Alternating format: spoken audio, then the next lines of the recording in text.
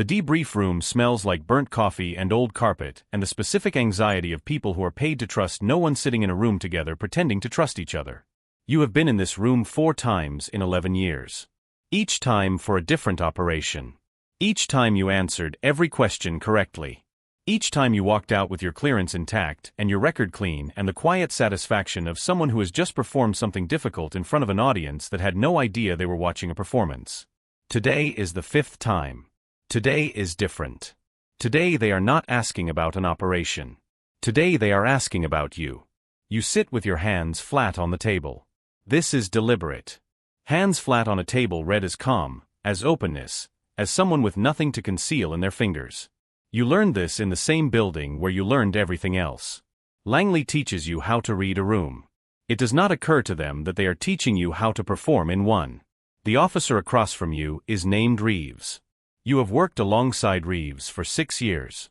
You know his coffee order, his daughter's name, the specific way his left eye tightens when he thinks someone is lying to him. His left eye is very still right now, which means he has not decided yet. Which means you still have time. You take a breath. Slow. Measured. The breath of someone who has nothing to hide. You have been taking this breath for 11 years. Chapter 1. How it began. It did not begin with ideology. This is the part that would surprise them most if they knew. There was no moment of political conversion. No grievance sharpened into betrayal. No single night where you chose a side. It began the way most things begin that later seem inevitable. With a conversation. With a person who understood something about you before you understood it yourself. You were 26 years old and posted to Vienna under diplomatic cover, 3rd year in the agency, still learning the difference between what the briefing said and what the streets showed. You were good at the work. Precise. Patient. Comfortable with silence in a way that made sources talk to fill it. Your handler called you a natural. You understood even then that natural meant the deception did not cost you what it cost other people. You filed that away without examining it too carefully. His name was not the name he gave you. You understood this immediately and said nothing about it because you were CIA, and the first thing CIA teaches you is that everyone in every room is using a version of themselves designed for that specific room. He was SVR. You knew within 4 minutes. He knew that you knew. Neither of you acknowledged it. You talked about the city instead. About the coffee. About a gallery on Schubertring that you had both visited that week without knowing the other was there. He met you 3 more times before anything substantive was said. This patience told you more about him than any file could. A man who moves slowly is a man who is certain of the destination. On the 4th meeting he put a number on the table. Not a small number. A number that solved a specific problem you had never told anyone you had. Your younger brother. The debt. The kind of financial weight that does not appear in security clearance paperwork because you buried it carefully and paid it forward in small amounts that looked like nothing from the outside. You said you needed time. He said of course. He left. You sat in the coffee shop for 40 minutes and understood that you had already decided and that the 40 minutes were for the performance of deciding, the habit of it, the way you had learned to construct the appearance of process around conclusions that arrived before the process began. You called him the next morning. Chapter 2. 11 years of 2 things at once. The first thing you learned was compartmentalization at a scale the agency had not taught you. The agency taught you to separate your cover identity from your operational self. What you built was something more complex. 3 layers. The CIA officer. The husband of a woman who believed she was married to a CIA officer. And underneath both consistent, patient, present, the thing you actually were. You were not reckless. This is important. Recklessness is how people in your position get caught, and you had no intention of being caught because being caught was not an available outcome. You passed information selectively. Carefully.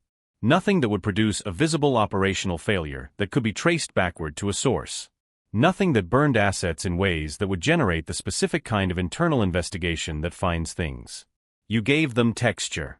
Context. The shape of American intelligence priorities, without the specific details that leave fingerprints. In return the number grew. The brothers' problem disappeared. A house. Then a second account in a bank in a country with specific privacy legislation. Then the long quiet accumulation of a parallel life funded by the gap between what you appeared to be and what you were. The work itself you did well. This is the part that requires the most honesty. You were a genuinely good CIA officer. You ran sources with patience and precision. You produced analysis that your superiors cited in briefings that reached people 3 floors above your clearance level. You received commendations. You received promotions.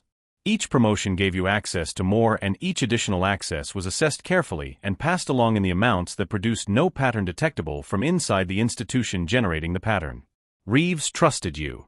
This is the specific weight that sits differently from everything else. Not because you needed his trust operationally, though you did, but because Reeves was a careful man, and careful men do not trust easily, and being trusted by a careful man requires being, in most of the ways that matter, genuinely trustworthy. You were a good colleague. A good friend in the limited way the work permits friendship. You covered for him once in a way that cost you a weekend and a clean report. He never forgot it. You needed him to never forget it. You also, and this is the part you examine least, did not mind doing it. Chapter 3, The Thing That Changed. 11 years is a long time to be 2 things. The weight of it is not dramatic. It is not the weight of guilt or fear. It is the weight of maintenance. The constant low-level attention required to ensure the seams between layers remain invisible. The monitoring of your own behavior for inconsistencies. The specific exhaustion of never being fully in any room you occupy. What changed was not an event. It was a calculation.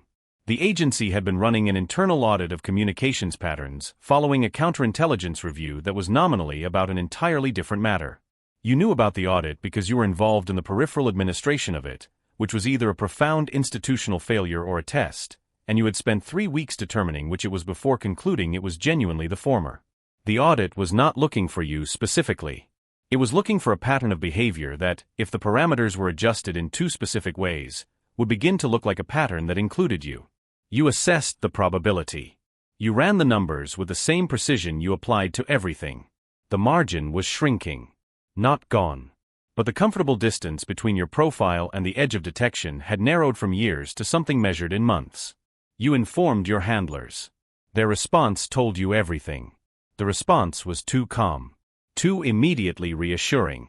The kind of calm that means a decision has been made in a room you were not in, and the reassurance is the management of your behavior in the period before that decision is implemented. You had produced this specific quality of calm in sources before. You knew exactly what it meant. You were being managed toward an exit. The question was whether the exit was extraction or elimination, and the answer to that question depended on the answer to a different question entirely. How much did you know that they needed to ensure stayed buried? The answer to that was considerable. Chapter 4, The Debrief Room. Reeves put the folder on the table at 9:14 this morning. You noted the time because you note everything. The folder is thin. Thin folders in debrief rooms mean one of 2 things. They have almost nothing and are fishing. Or they have one thing and it is enough and everything else is theater. You studied the folder the way you study every document. From the outside. Weight. Thickness. The angle at which Reeves placed it. He has not opened it yet. This is also information. He is watching you look at the folder. He is reading your reading of it. You let your eyes move to the folder and then to him with the specific expression of someone mildly curious about a routine administrative process. You have been making this face for 11 years. It is the most practiced thing about you. He asks about Vienna. Specifically about a meeting in the winter of your 3rd year. A coffee shop on a street he names. He names the street with the casual precision of someone who has had this information for some time and rehearsed the casual delivery of it. You feel the room shift slightly. Not dramatically. A degree. The way a ship adjusts to a change in current that only the most attentive passengers notice. You answer the Vienna question accurately. You were there. You met a contact. The contact was flagged in your operational log. Everything you say is true. You are telling him the true version of events, which is the one that fits inside your CIA officer layer without touching anything underneath. You have prepared this answer not for this moment but for a moment like this moment, years ago, because preparation is the only thing that stands between you and the thing Reeves is looking for. He opens the folder. 1 page. A communication intercept. Dated. Specific. Your voice, or a voice the technical analysis has attributed to you at a confidence level, the page shows as 93%, discussing something that cannot be explained by any version of you that currently exists in any official record. You look at the page. You look at Reeves. His left eye is no longer still. Chapter 5. What 11 years costs. You do not confess. This is important to understand. Confession is a dramatic act, and dramatic acts belong to people whose inner life has been building toward a release. What you do is something more precise. You begin a controlled disclosure. Calibrated. You give Reeves enough to make him feel the conversation has moved in his direction while you assess, in real time, what they actually have versus what the 93% intercept implies they have. The intercept is real. You know this because you remember the conversation, and you remember calculating at the time that the channel was clean and the calculation was wrong, and a wrong calculation after 11 years of correct ones is still a wrong calculation with the same consequences as any other. You talk for 4 hours. Carver brings coffee at some point, and you drink it. You tell them things that are true and useful and that redirect the shape of the investigation in directions that produce the maximum institutional damage to your handlers and the minimum illumination of the specific architecture you spent 11 years building. This is the final operation. You are running it from the inside of a debrief room with your hands flat on a table and a 93% voice intercept on a single sheet of paper. What 11 years costs is not the thing you expect it to cost. It is not freedom, though that is ending. It is not the marriage, though that is also ending in a way that will take longer than this room to fully arrive at. It is the specific loss of the middle layer. The CIA officer. The version of you that was genuine and effective and trusted by a careful man who is sitting across from you watching his left eye finally tell him what he already knew. That version is gone now. It was always going to be gone. You understood this from the coffee shop in Vienna. You simply did not understand how much of you was in that version until you watched it leave the room. You put your hands flat on the table. Old habit. The performance of nothing to hide, running on its own momentum now, long after the hiding is done.